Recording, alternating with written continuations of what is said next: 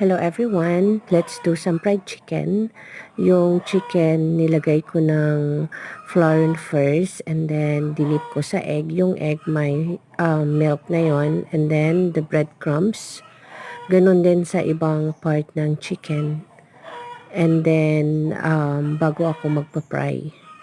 Ganun lang po, yung flour, naglagay ako ng seasoning niya and then white pepper and black pepper. Tapos ayan na lahat.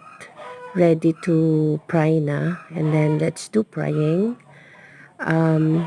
First, high heat yung ginawa ko sa pagpa-frying. And then, aalisin ko after that kapag nagkonting brown na siya. Pero yung heat niya, in-adjust ko para hindi masunog agad. Para maluto dun sa ilalim. And then, at the same time, juicy pa. And then, pagkatapos nun, babalik ko ulit to fry. And then, high heat na yon.